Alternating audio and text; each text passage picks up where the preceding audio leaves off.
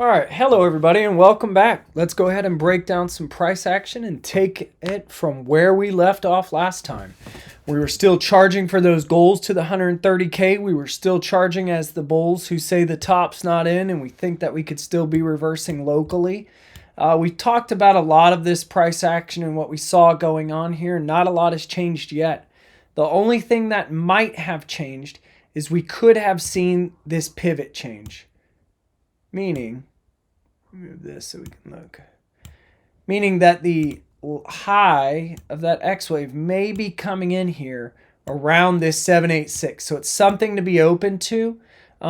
It's less probable to see an X wave stop around the 618 to 786, and it's more probable to see it push up to that 93 area at the 1-to-1 extension, if not maybe even take the high. So we'll have to wait and see what happens. But we think that the wave 4 is still under construction here, and then after which we would see a Y leg here. If we face rejection now, you could see it, and that could possibly be in a triangle. Let's go ahead and use the path tool to make these. You could possibly see that come in some sort of triangle A, B, C, D, and E before a final breakout to that 130K like we talked about. Or you could see a potential flat come in, right? An A, expanded B, and a C wave, maybe sweep it, take everybody out, maybe even hit that invalidation point for the wave 4 we would all freak out at that 75,892 level, and then a strong reversal after then. But these are ways that it could continue the correction and possibly sweep the lows, and another where it might not sweep the lows, right? But let's zoom in a little bit. Let's talk about the lower time frames and see, maybe you could bullishly reverse here also, or is it just a probable hold from the other correction? So let's go ahead and look on a 4-hour.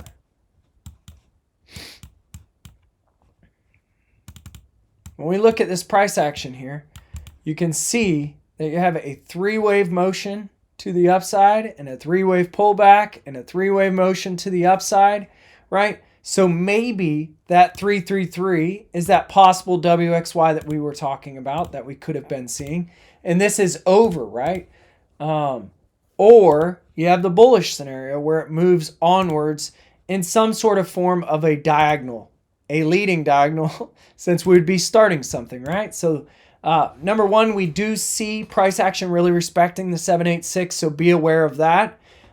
If this is the WXY and it comes to the downside, it would be in that triangle or the flat like we talked about. The other scenario you could be looking at here is, because it's all in 3-wave motions, is the possibility of a leading diagonal. Though they are rare, as soon as we could get the pivot for a wave 4 in, you could potentially be telling yourself, hey, you get overlap between your 1 and 4 as price action comes down.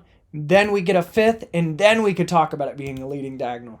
And the book says, after a leading diagonal, what do we see? Typically a 78.6% retracement, meaning down to that 79,462 level. Everybody would think it would be over, right, if we came back that far. So that's something to be open to.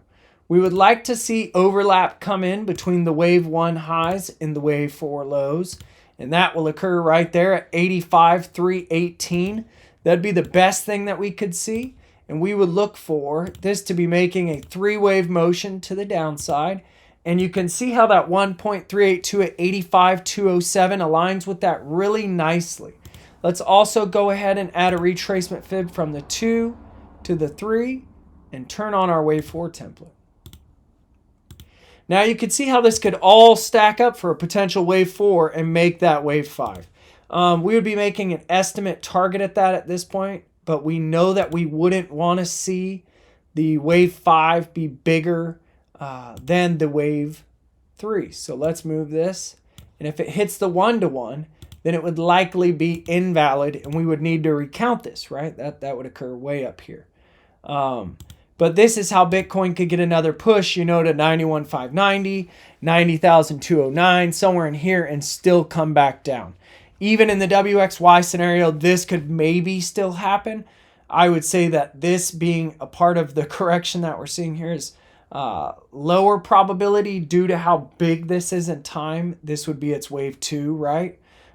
In that 3-wave breakdown. So let's keep our eyes on it. But I would say the bulls potentially have the wheel here and are still looking for the tops to be put in. We're still looking for a possible new all-time high to 130K, if not more, due to the macro scenarios. One last thing I'd like to show you is the great hidden bull divergence that you have on the macro. And then I think we should all be paying attention to. Let's put this back to a daily. You can see between the wave 2 and the wave 4 low on the RSI, you have made a lower low on the RSI than you made back at your wave 2 here already with your wave 4. This is hidden bull divergence in an uptrend. It means that your RSI is reloading for a big push to the upside. The other thing that everybody should be taking note of is that you not only have hidden bull, but you also have regular bull divergence, meaning lower closures on price action, but higher closures on RSI. So guys, we have so many things stacking up for the bulls. Let's let them have the wheel back. Thank you all for your time. I'm excited to hear your thoughts and see what you guys are seeing out there on the streets, and even some of your input on the video and how things are going. So catch you all later. Thank you for the time.